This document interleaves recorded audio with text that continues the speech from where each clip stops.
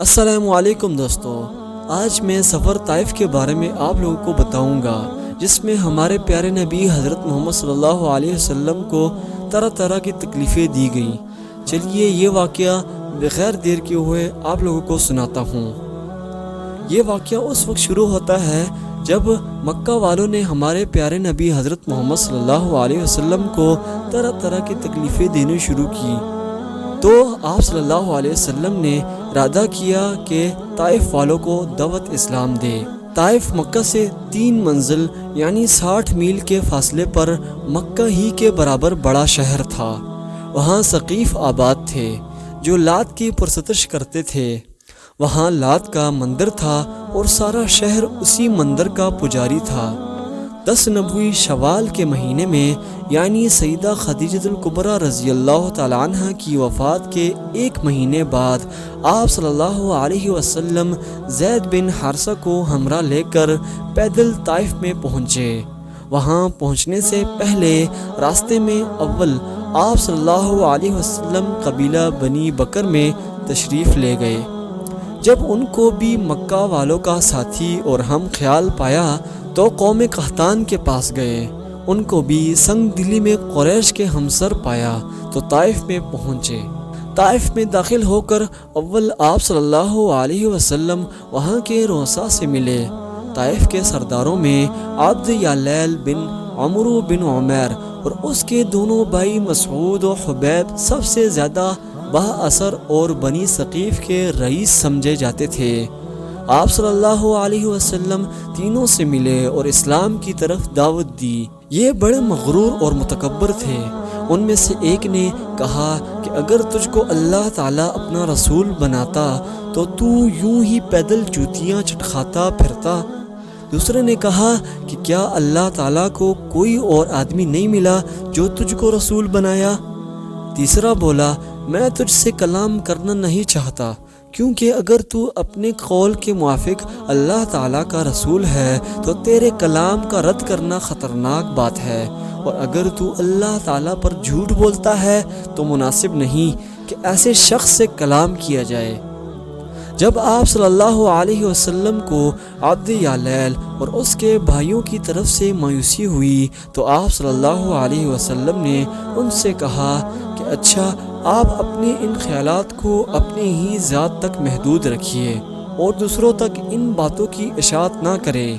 وہیں سے اٹھ کر آپ صلی اللہ علیہ وسلم طائف کے اور لوگوں کو اسلام کی طرف دعوت دینے میں مصروف ہوئے، لیکن عبد یالیل اور اس کے بھائیوں نے اپنے غلاموں اور شہر کے لڑکوں اور عباشوں کو حضور صلی اللہ علیہ وسلم کے پیچھے لگا دیا۔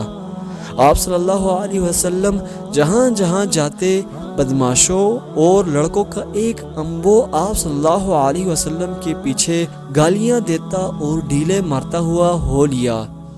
آپ صلی اللہ علیہ وسلم کے وفادار خادم سیدنا زید بن حارثہ رضی اللہ تعالیٰ عنہ آپ صلی اللہ علیہ وسلم کے ہمراہ تھے۔ وہ آپ صلی اللہ علیہ وسلم کو بچانے اور آپ صلی اللہ علیہ وسلم کی حفاظت کرنے میں مصروف تھے۔ پتھروں اور ڈھیلوں کی بارش میں حضور صلی اللہ علیہ وسلم اور زید بن حارثہ رضی اللہ تعالیٰ عنہ دونوں زخمی ہو گئے۔ باہر کو چلے تو بھی اوباشان طائف کا ہجوم گالیاں دیتا اور پتھر مارتا ہوا آپ صلی اللہ علیہ وسلم کے ساتھ ساتھ تھا، یہاں تک کہ آپ صلی اللہ علیہ وسلم طائف سے باہر نکل آئے، مگر بدماشوں کے ہجوم نے آپ صلی اللہ علیہ وسلم کا پیچھا نہ چھوڑا۔ ان بدماشوں کے ہجوم نے 3 میل تک شہر سے باہر بھی آپ صلی اللہ علیہ وسلم کا تعاقب کیا۔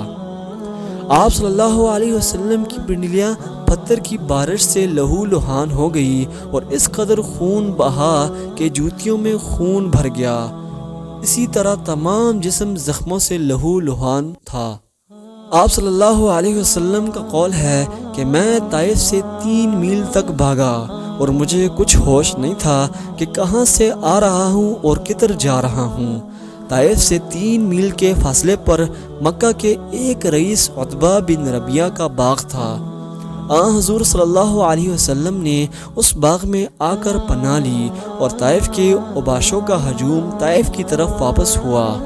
آپ صلی اللہ علیہ وسلم اس باغ کی دیوار کے سائے میں بیٹھ گئے اور اپنے بے کسی اور بے چارگی دیکھ کر جناب الہی سے دعا کی کہ الہی، بے کسوں اور ضعیفوں کا تو ہی محافظ و نگہبان ہے اور میں تجھے ہی سے مدد کا خواستگار ہوں۔ عتبہ بن ربیعہ اسی وقت باغ میں موجود تھا۔